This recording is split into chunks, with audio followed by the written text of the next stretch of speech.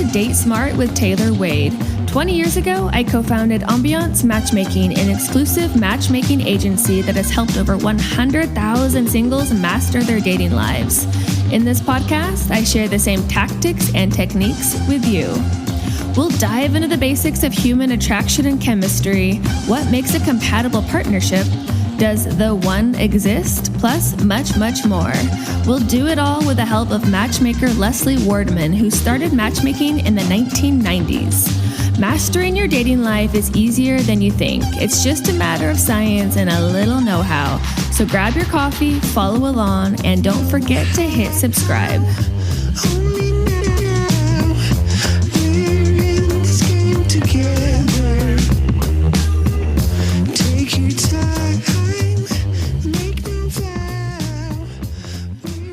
And a big turning point, another big turning point was being triggered by what people do or say. And instead of lashing out like you, and doing the blame and shame, I would take a step back and think, why is that bothering me? And that is something that was profound in my, I guess, turning a really crappy situation many times into a very rich and yummy experience, is because it's not the crap that's happening on the outside. It's quite often that's what lets you, should you acknowledge it, see what's happening on the inside.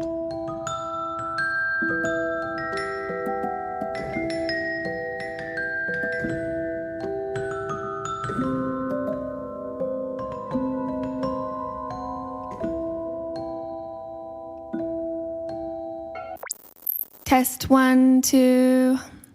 Is this okay? Yep. Okay. Record. So here I am in the middle of nowhere. Salud, Machi. My dog just sneezed. And talking to myself because I feel like making track of my progress is so important. And usually I would write these random thoughts down on pen and paper, but I'm adventuring with my little man and we are literally geographically lost in the middle of nowhere of these beautiful, luscious green mountains of Valletta. But you know what? I feel so found, and it's an incredible space to just be able to explore outside and in turn explore myself. And I don't know when I'm going to listen to this again, but I know when I do, it's going to be the right time. And it's going to be a nice reminder as to how far I've come, not only in my journey, but in life. Yeah.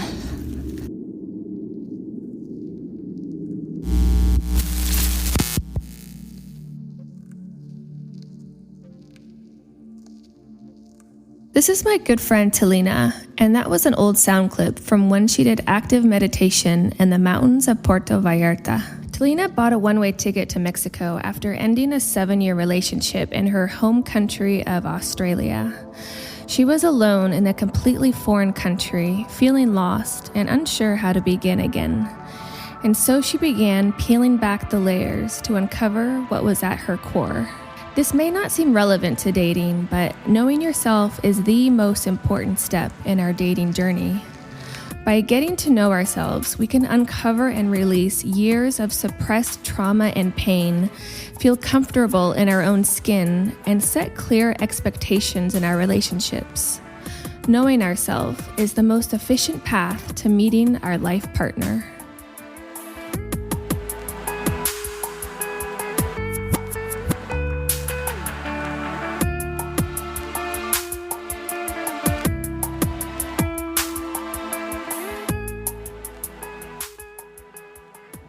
Okay, it's time to get into the nitty-gritty and find out how to do the work in getting to know ourselves. I want to talk to Talina and find out exactly what her process looked like. Hola. Hi. I thought we could begin with your personal self-discovery journey. Walk us through the genesis of how that came to be. Wow.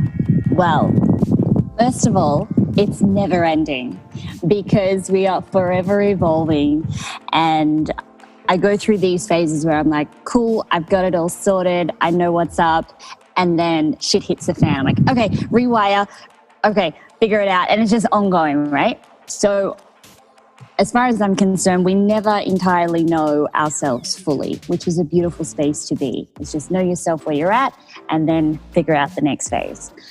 For me, I guess being an Australian, I lived a very settled status quo lifestyle. I had the job, I had the boy, I had the house, and I was settling without feeling settled. So I packed up my life into 2 bags and I ran away to Mexico. I bought a one-way ticket to Mexico. And when I got to Mexico, I was like, oh, now what? So I had really no option but to dive into work on myself. And it was messy. It was raw. It was uncomfortable. But it allowed me to have the confidence that I do have about myself. Having that confidence, for a long time, it was kind of a front. It was a defense mechanism. It was to keep me safe from other people really seeing who I was. And my daddy calls me a coconut. I'm actually part Polynesian, so it kind of makes sense. But he's like, you're hard on the outside, but you're all mushy on the inside. And you know that there's a lot of truth in that. But I just didn't know how to show that inner mushiness without feeling as if I was being seen. Yeah. So doing the work on myself, I was like, you know what? Have the hard shell, have the mush. You're just going to have it all. And in my experience, it's a good filtration. Yeah. I get to really call in people that love me just the way I am. And I also get to filter out the people that just aren't a good fit.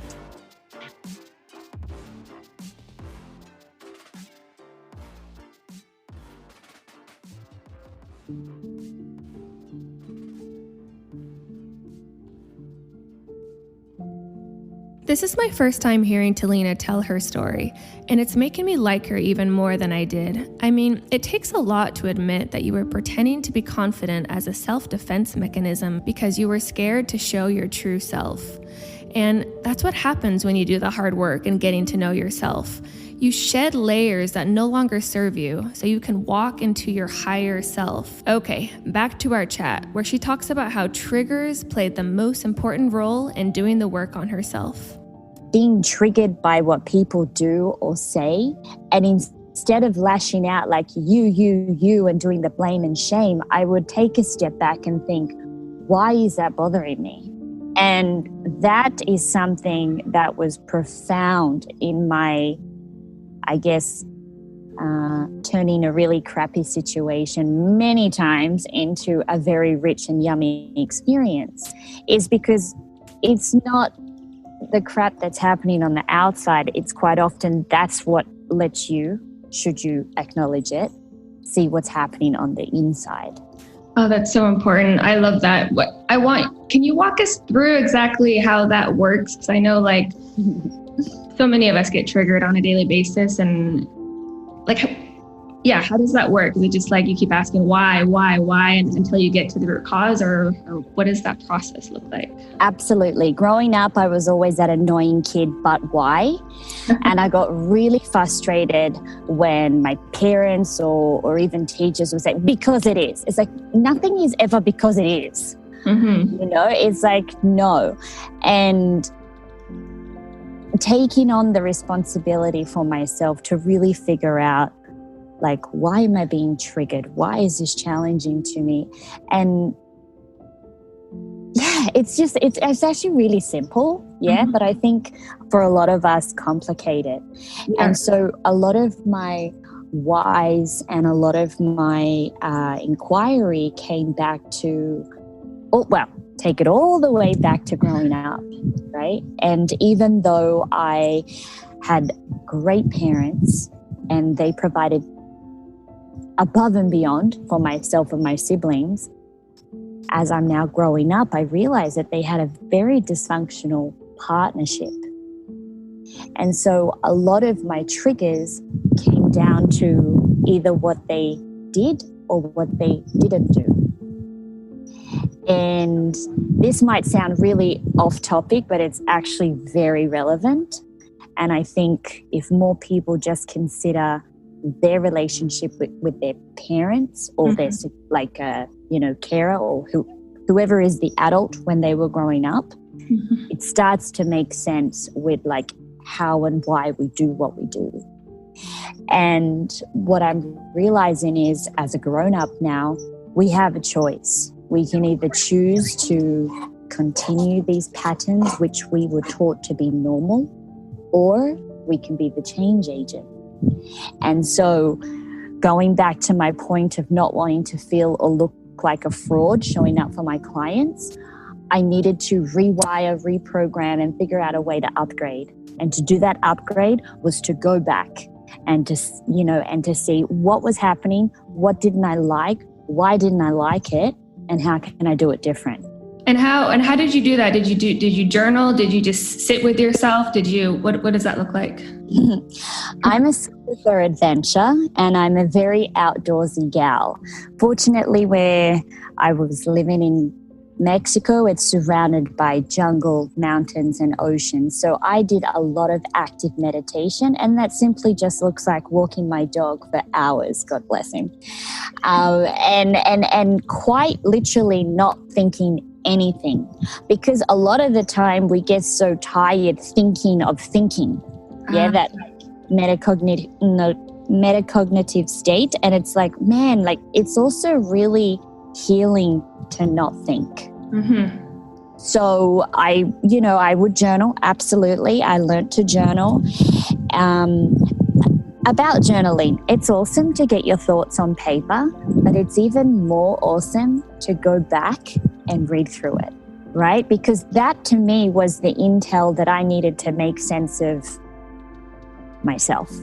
Okay, so in the moment I'm writing it and it's very authentic, right? I'm going to write if I'm feeling good. I'm going to write if I'm feeling angry. I'm going to write if I'm in love, like whatever, like it just comes out. And then in a week or two or a month, I go back and I'm like, oh, wow, that was really interesting, good or bad. That's what I was thinking and feeling that day. And also with journaling,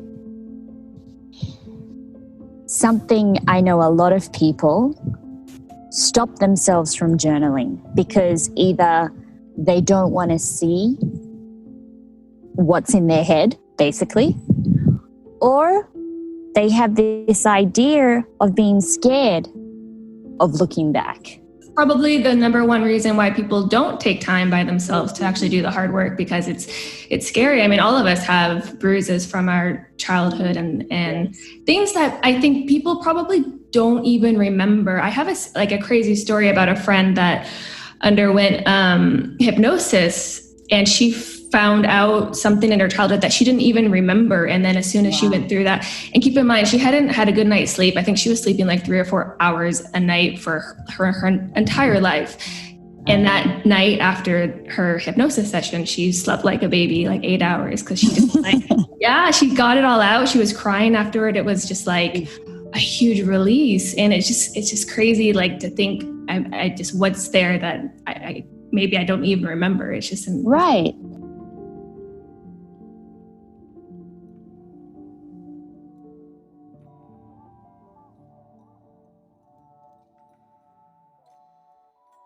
This was exactly what I was looking for, a toolkit for working through issues and evolving.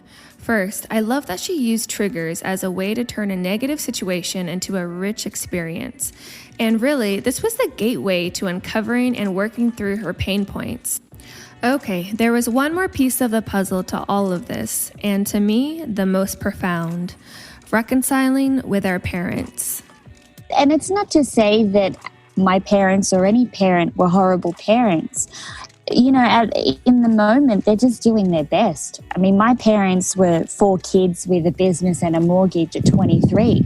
When I was 23, I was traveling the world. I was in the middle of Africa somewhere, and it's like, wow, like just to have grown for myself, really gone back to think, okay, this is what's happened. This is why I'm triggered, blah, blah, blah, blah. I've got so much more compassion for my mum. Particularly my mum, because we don't have the greatest relationship. So it's been really humbling to work on myself to also patch up things with us and just look at her and say, thank you so much for doing your best. Right? Because she didn't have the tools that I have access to today. She didn't have the bandwidth that I have developed today.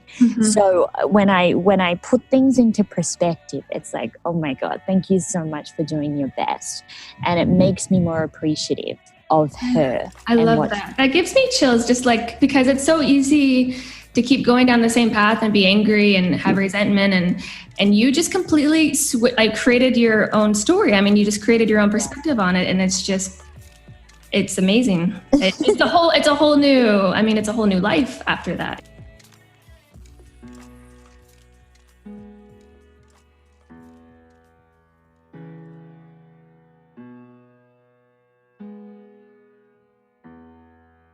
I really did get chills, and I even teared up a little bit. I think it's because so many of us walk through life with grudges, resentment, shame, and guilt. And we just learn to cope with these emotions that weigh us down and cause roadblocks in our relationships. But by knowing ourselves, we can uncover and release years of suppressed trauma and pain. This is the most important step in our dating journey because it allows us to switch our perspective, rewrite our story, and start experiencing elevated emotions that quite literally raise our vibrational frequency. At that point, the process of attracting our life partner, it's quite easy. We all want to feel more connection and chemistry in our dating lives. Knowing ourselves is the first step. So even though it's scary, maybe even frightening, to revisit our past and peel back the layers, isn't it worth it?